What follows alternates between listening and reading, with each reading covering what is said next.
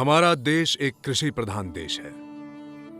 किसान हमारे देश की अर्थव्यवस्था की रीढ़ की हड्डी होते हैं। किसान खेतों में मेहनत करते हैं, अपना पसीना बहाते हैं और हमारे खाने के लिए अन्न पैदा करते हैं। इसीलिए श्री लाल बहादुर शास्त्री ने नारा दिया था, जय जवान जय किसान। अगर किसान ठीक है, खुशहाल है, तो समझो देश खुशहाल है। और किसान की खुशहाली के लिए जरूरी है कि वो और उसके परिवार का स्वास्थ्य ठीक रहे। ऐसे में उनके लिए सही ढंग की स्वास्थ्य और चिकित्सा सुविधाएं मुहैया करवाना जरूरी है। सरकार इस दिशा में काफी प्रयास कर रही है, कई योजनाएं ला रही है, लेकिन इस दिशा में अभी भी बहुत काम होना बाकी है। और हमारी कहानी यूपी में कानपुर के पास बसे एक ऐसे ही छोटे से गांव की है, जहां पर एक लड़की इस दिशा में बहुत ही सकारात्मक काम करती है। अरे तनु, तनु बेटा कहाँ हो? मेरे निकलने का टाइम हो गया है। अरे तनु। अरे बाबूजी, ये लीजिए अपना बैग, सब देख लीजिए, सब कुछ ठीक ठाक है कि नहीं, कुछ छूट तो नहीं गया? बस ये फाइल होनी चाहिए, बाकी सामान की कोई चिंता नहीं। बाबूजी हाँ। ये लीजिए, मैंने ना दाल की कचौड़ियाँ बना दी हैं, शाम तक खराब नहीं होंगी, रख लीजिए। अरे कमला बहू, तुमने बेकार में कष्ट किया। लाला जी ये सब देखेंगे तो बुरा मान जाएंगे, कहेंगे यहाँ अपना घर है और तुम टिफिन लेकर आए हो। ये टिफिन अपने पास रख लो। अरे ये तनु कहाँ रह गई है? कहाँ होगी, वहीं होगी जहाँ रोज जाती है, भोले बाबा के मंदिर।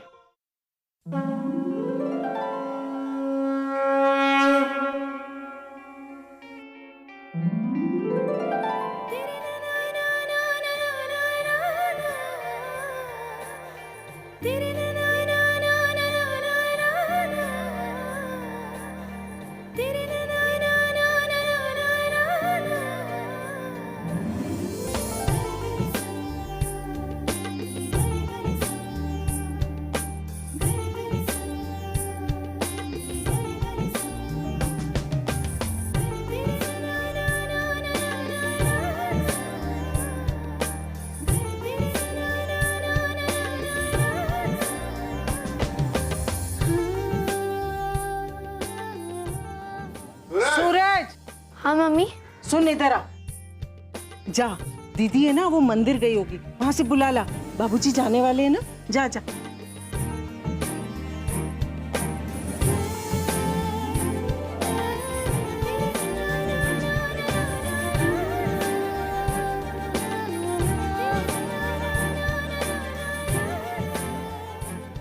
दीदी, आपको दादाजी बुला रहे हैं।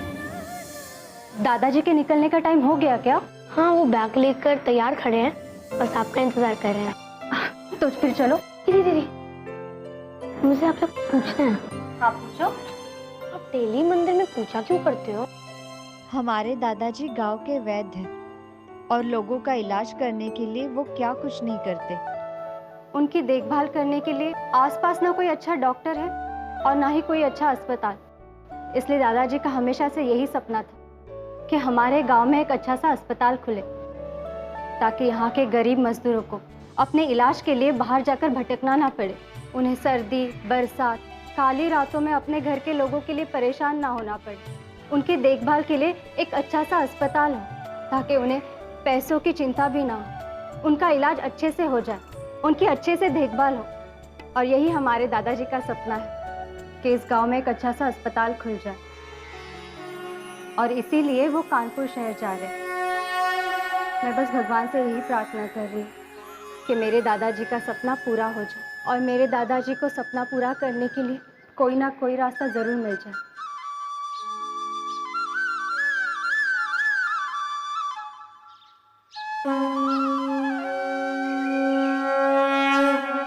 चलो। दीदी, दादाजी किनसे मिलेंगे? है कुछ लोग जिनके देश के अलग अलग शहरों में अस्पताल है, दादाजी उन्हीं से मुलाकात करेंगे और फिर उनसे बात करेंगे, ताकि हमारे गांव में भी एक अच्छा सा अस्पताल खुल जाए। लो, तनु बिटिया आ गई। आओ बेटा। पता है दादाजी, तन्नू दीदी आपके लिए भोले बाबा से प्रार्थना करने गई थी। मैंने भोले बाबा से आज दिल से प्रार्थना की है, देखिएगा आपका सपना ना जरूर पूरा होगा। आज आपको गांव में अस्पताल बनाने के लिए कोई ना कोई रास्ता जरूर मिलेगा। अच्छा बाबूजी, ये लाला जी आपको लेने कहाँ आएंगे? अरे वहीं कानपुर के बस अड्डे पर हमें मिल जाएंगे। वहीं पर उनकी गाड़ी से हम लोग चले जाएंगे हॉस्पिटल के बोर्ड सदस्यों के सहायकों से मिलने के लिए। उनकी वजह से ये मीटिंग संभव हो पा रही है। सच में लाला जी बहुत कुछ कर रहे हैं, वरना मेरी कहाँ औकात थी इतना बड़े अस्पताल बनवाने वाले बोर्ड सदस्यों के सहायकों से मिलने की। दोस्त हो तो लाला जी जैसा। आपके सपने को वो अपना सपना समझते हैं और आपका सपना पूरा करने के लिए वो हर मुमकिन कोशिश कर रहे हैं। बेटा, हमारी जिंदगी की सबसे बड़ी धरोहर जो है वो लाला जी की दोस्ती है, हमारी सबसे बड़ी पूंजी। बस भोले बाबा से यही प्रार्थना है कि ये दोस्ती ताउम्र बनी रहे। अच्छा तो मैं चलता हूँ। ठीक है बाबू। अरे तनु बेटा, मेरे पीछे से मेरी क्लिनिक का ध्यान रखना है। दादाजी, ये भी कोई कहने वाली बात है?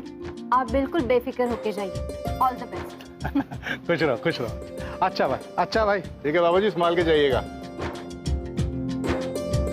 मेरी एक बात समझ में नहीं आती, बाबूजी को इस उम्र में इतनी भागदौड़ करने की क्या जरूरत है?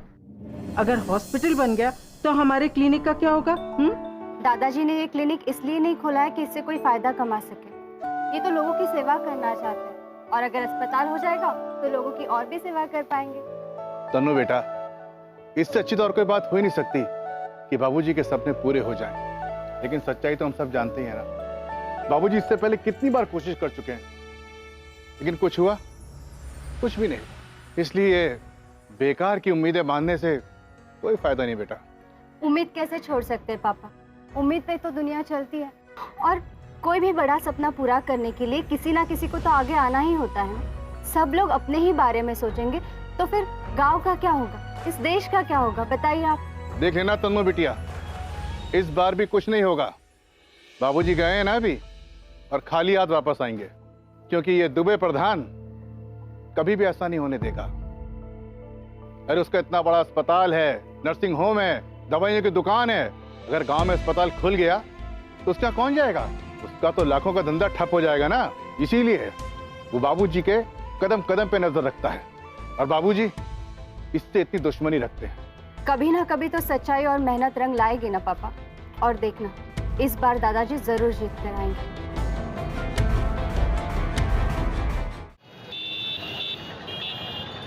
हाँ सुनो, गुरुजी हमारे साथी आ रहे हैं, वो खाना भी खाएंगे। थोड़ी सी भिंडी अलग से बनवा लेना। हाँ, उनको भिंडी की सब्जी बहुत पसंद है। हाँ ठीक। अरे आप बेकार में सब कष्ट कर रहे हैं। मैं यहीं से घर लौट जाता हूँ। ऐसी बात कर रहे हैं आप गुरुजी? भला ऐसा पहले कभी हुआ है कि आप कानपुर आए और हमारे घर ना आए? आप पहले से ही मेरे लिए बहुत कुछ कर रहे हैं। जब से मैंने अपने सपने के लिए भागदौड़ की, आपने मेरी बहुत मदद की है। दोस्त अगर दोस्त की मदद नहीं करेगा तो भला कौन करेगा? हाँ, और गुरुजी अभी आपका जो सपना है ना, मेरा भी सपना है। अब ये क्यों भूल जाते हैं कि हम लोग साथ साथ पढ़े हैं, गांव में खेले कूदे हैं, एक दूसरे के साथ अच्छा खासा समय बिताया है हमने। अब ये अलग बात है कि मैं भरत के परिवार के साथ यहाँ कानपुर चला आया, तो गांव के प्रति और अपने दोस्त के प्रति मेरी जिम्मेदारी कम थोड़ी हो जाती है। मित्र, आप अपनी जिम्मेदारियों से ज्यादा कुछ कर रहे हैं मेरे। आपका ये एहसान मैं जिंदगी भर नहीं भूलूंगा। देखिए गुरुजी, आप हमारी दोस्ती को ये एहसान करके छोटा मत कीजिए। मुझे आज भी याद है, जब मैं बुरे दौर से गुजर रहा था, तंग हाल था, मेरे पास भरत की फीस भरने के लिए पैसे नहीं थे, तो आपने फीस भरी। आपने अपने परिवार का निवाला लाकर मेरे परिवार को खिला दिया। दोस्ती में आपने गुरुजी जो किया है ना, अगर उसका 10% भी मैं कर पाया ना, तो मेरे लिए बहुत खुशी की बात होगी।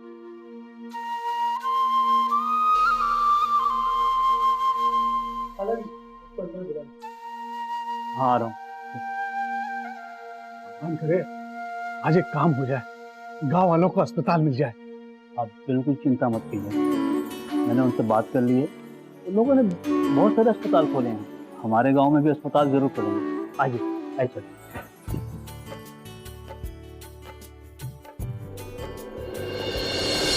नमस्कार जी, नमस्कार।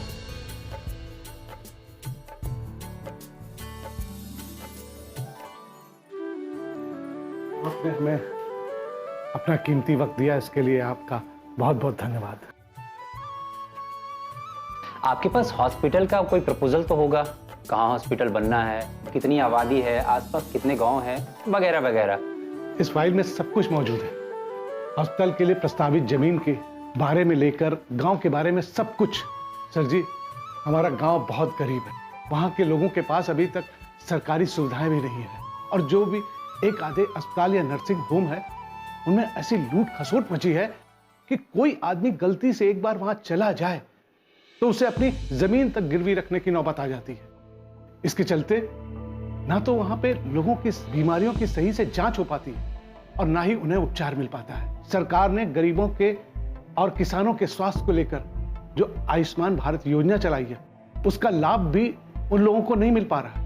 हर साल न जाने कितने लोग इलाज के अभाव में मर जाते हैं। अगर इस अस्पताल का वहां पे निर्माण हो जाएगा तो आसपास के कम से कम 50 गांव के लोगों को इसका लाभ मिलेगा। देखिए, हम लोग आपके पास बड़ी उम्मीद से आए हैं, हमारा काम कर दीजिए। समझ लीजिए आप लोग बहुत ही पुण्य का काम कर रहे हैं। आप लोगों को हजारों लोगों की दुआएं मिलेंगी।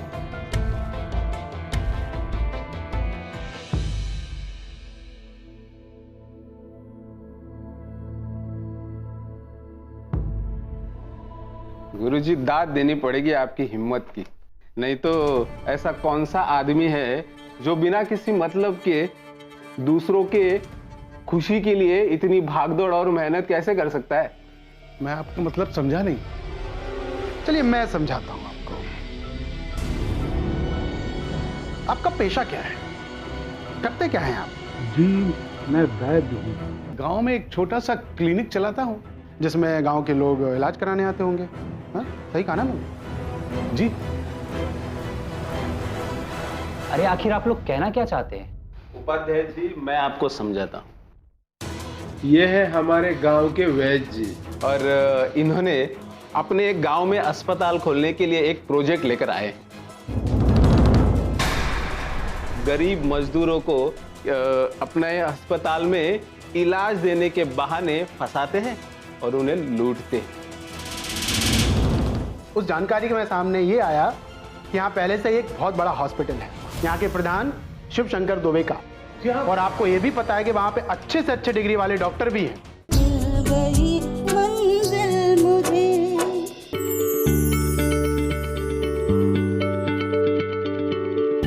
क्या आप किसी बीमारी से परेशान हैं? चाहते हैं डॉक्टर की सलाह?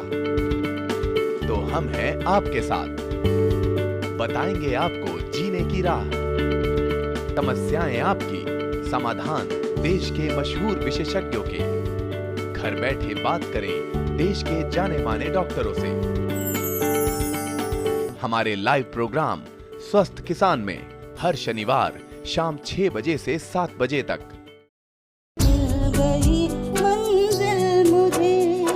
गरीब मजदूरों को अपने अस्पताल में इलाज देने के बहाने फंसाते हैं और उन्हें लूटते हैं। देखिए, बहुत हो गया, समझ गए आप। गुरुजी ने जो क्लिनिक खोला ना गांव में, वो गरीबों की भलाई के लिए खोला है। गरीब किसान मजदूर का जो इलाज करते हैं ना, ये फ्री में करते हैं, उससे इनको कोई पैसे का फायदा होता नहीं है, बल्कि ये खुद घर से पैसा लगाते हैं उसमें। वाह जी वाह, एक काम कीजिए, इन्हें सरकार से कोई पदक दिलवा दीजिए। गरीबों की सेवा और उनकी मदद आप जैसे लोगों का सब ढोंग होता है, नाटक होता है। अब मैं बताता हूँ आप लोग, आप क्यों गांव में हॉस्पिटल बनवाना चाहते हैं। ये महापुरुष इसलिए बनवाना चाहते हैं कि हॉस्पिटल के नाम पर सर्जरी क्लिनिक को आप मान्यता दिला दें और हमारे बनाए हुए हॉस्पिटल में आप अपना मनमानी गोरख धंधा शुरू कर। नहीं, ये सरासर झूठ है, ऐसा कुछ नहीं है। साल में आप जैसे लोगों की वजह से कितने मरीज मरते हैं। पाजा जी, बहुत गलत हो रहा है। हमें यहाँ बुलाकर ये लोग इस तरह की बातें कर रहे हैं। कुछ गलत नहीं हो रहा है, 100% सब कुछ सही हो रहा है। यहाँ पर आप लोग यहाँ आने से पहले हमने आपकी और आपके गांव की पूरी जानकारी इकट्ठा कर ली थी। उस जानकारी के मेरे सामने ये आया कि यहाँ पहले से एक बहुत बड़ा हॉस्पिटल है, यहाँ के प्रधान शिव शंकर दुबे का, और आपको ये भी पता है कि वहाँ पे अच्छे से अच्छे डिग्री वाले डॉक्टर भी हैं। बीमारी का सही जांच और उनको सही सुविधाओं के साथ उनका इलाज किया जाता है। जी सर, मैं उसी अस्पताल के बारे में बात कर रहा था। उस अस्पताल में लोगों को लूटा जाता है, वहां प्रधान का गोरख धंधा चलता है। जी गोरख धंधा दुबे प्रधान जी नहीं, गुरुजी आप चलाते हैं। हम अच्छी तरह से जानते हैं दुबे प्रधान जी को, बहुत ही नेक दिल इंसान है। वो गांव में सिर्फ अस्पताल चलाते हैं लोगों की सेवा करने के लिए। कृपा कीजिए यहाँ से चलते बनिए। आप लोगों को गलत जानकारी है। देखिए, चली जाइए। जो कुछ जानकारी मिली है बहुत ही सही मिली है। प्रधान जी आप कुछ कर नहीं रहे, अब इनको कुछ बोल नहीं रहे हैं। ये सब बहुत गलत हो रहा है। कृपा करके हमारी बात तो सुनिए। देखिए, हम लोग झूठे लोगों की कोई बात नहीं सुनते हैं, समझ में आया? अब आप लोग निकल जाइए यहाँ से तो ज्यादा बेहतर होगा, वरना हम धक्के मार के भी आपको बाहर निकाल जाइए। आप लोग जाइए। आप लोग क्या बदतमीजी है? हाँ, चलिए गुरुजी, आप कुछ कहने सुनने के लिए बचा ही नहीं है। चलिए गुरुजी, आइए।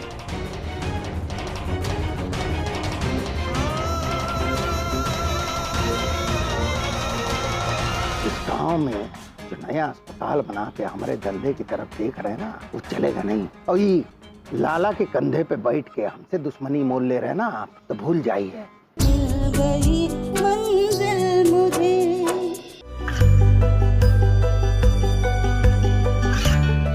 गांवों और पिछड़े क्षेत्रों में सरकारी योजनाओं की जानकारी पहुंचा। देश में कौशल और क्षमता विकास कर ग्रामीणों को सामाजिक बदलाव और विकास से जोड़ने की दूरदर्शन किसान की पहल चौपाल चर्चा देखें सोमवार से शुक्रवार सुबह 9 बजे।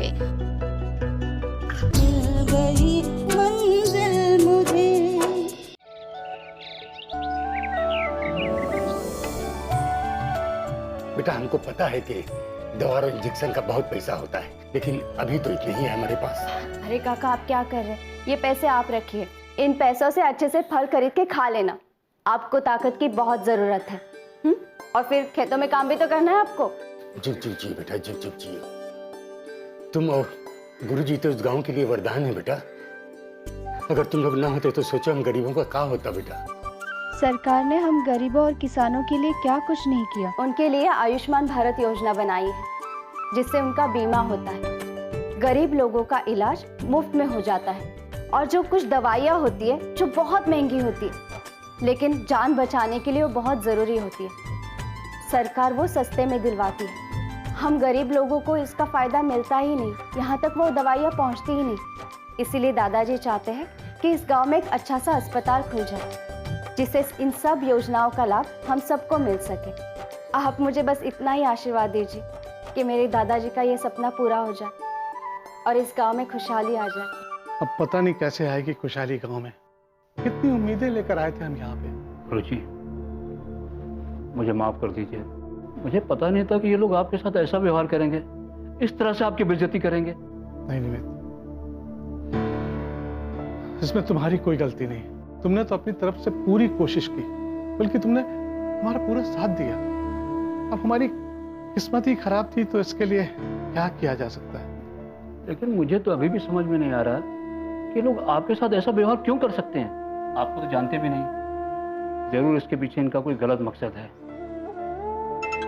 एक मिनट।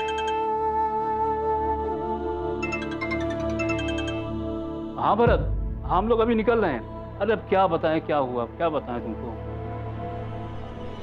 दिल से प्रार्थना की है, देखिएगा आपका सपना ना जरूर पूरा होगा।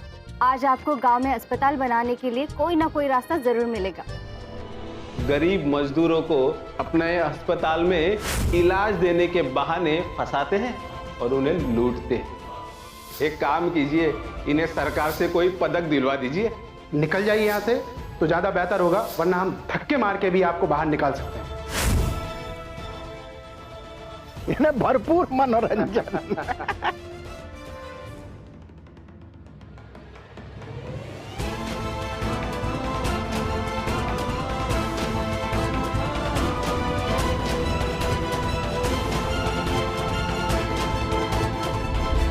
यहाँ के प्रधान शिव शंकर दुबे का।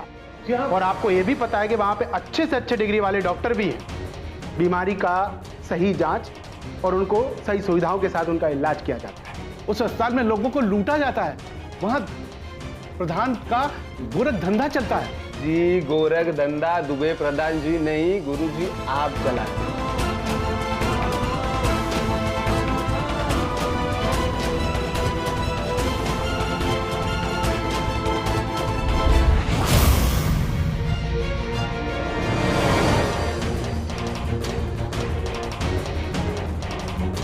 जी प्रणाम। कैसा रहा मीटिंग? दिलवा दिए गांव को नया अस्पताल?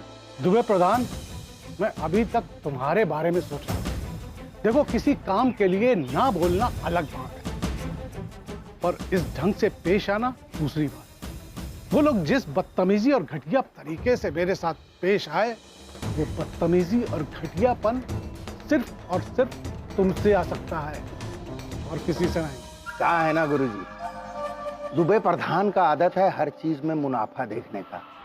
तो यहाँ तो पूरा का पूरा धंधा का बात था। आप इस गांव में नया अस्पताल बना के हमारा धंधा चौपट करना चाहते हैं का? अब इतने समझदार तो आप ही हैं कि वो जो 2 आदमी अंदर बैठा था और आपका इज्जत का छीछा लेदर मचाया हुआ था, वो हमारे लोग थे। और ये छीछा लेदर का कार्यक्रम तब तक चलता रहेगा जब तक आप ही अस्पताल बनाने का जो भूत है ना आपके दिमाग में निकल नहीं जाता। अब कहा है ना गुरुजी, सांड के मुंह से घास खींचिएगा तो चींगाए मारेगा ससुर। प्रधान, मैंने तुमसे घटिया आदमी कहीं नहीं देखा। हमारे तारीफ के लिए शुक्रिया। अरे कुछ नया बताइए, हमको पता है हम घटिया है, नीच है, गंदा नाली का कीड़ा है, और कुछ कहना चाहते हैं। लेकिन एक बात सुन लीजिए हमारा, इस गांव में जो नया अस्पताल बना के हमारे धंधे की तरफ देख रहे हैं ना, वो चलेगा नहीं। और ये लाला के कंधे पे बैठ के हमसे दुश्मनी मोल ले रहे हैं ना आप, तो भूल जाइए। काहे कि लाला जितना अच्छा दोस्त आपका है, वो लाला का लड़का भरत हमारा दोस्त, और उकरा बेटा और हमारी बेटी दोनों विदेश में एक साथ पढ़ रहे हैं, और उनके घर में हमारा आना जाना रहता है। ये बातें करके तुम कहना क्या चाहते हो? कहना कुछ नहीं चाहते, बताना चाहते हैं हमारा पहुंच और हमारा भौकाल।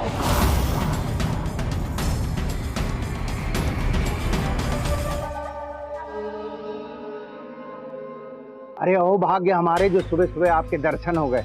तो आज का दिन तो सुबह है। दुबे प्रधान, एक चीज समझ में नहीं आई, ऐसा काहे होता है जहाँ कुछ गड़बड़ होता है ना, वहाँ तुम पहले से मौजूद रहते? क्या हुआ गुरुजी? आप लोग के साथ कुछ गलत हो गया था?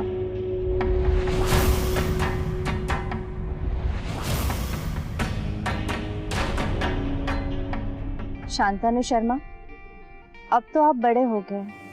याद है हम दोनों कैसे साथ में खेला करते थे, एक ही कप में आइसक्रीम खाया करते थे।